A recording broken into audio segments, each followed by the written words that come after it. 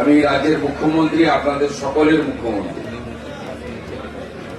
একদম ছোট্ট ছোট্ট ফুলের মতো বাচ্চাগুলো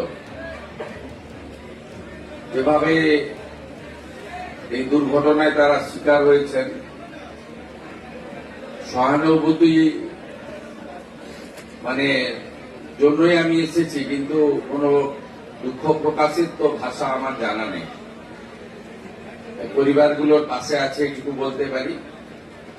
আবারও বলি, অর্থ দিয়ে কখনো এই ধরনের ক্ষতি পূরণ হয় না।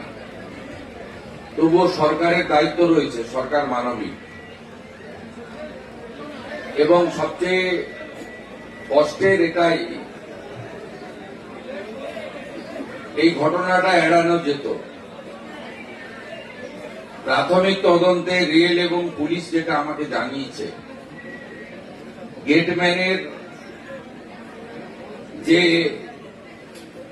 দায়িত্ব জ্ঞানহীনতার কাজ, আমি এই রাজ্যের পুলিশ মন্ত্রীও বটে, আমি আপনাদের কথা দিয়ে যাচ্ছি,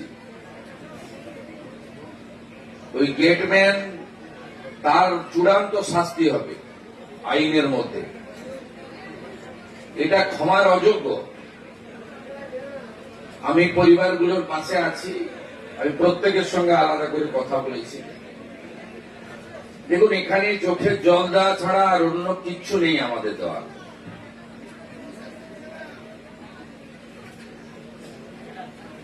উপরওয়ালা, ভগবান, ঈশ্বর, যে যেভাবেই ভাবেন না কেন, এই পরিবারগুলোকে শক্তি দিক, তারা যাতে এই শোক কাটিয়ে উঠতে পারে।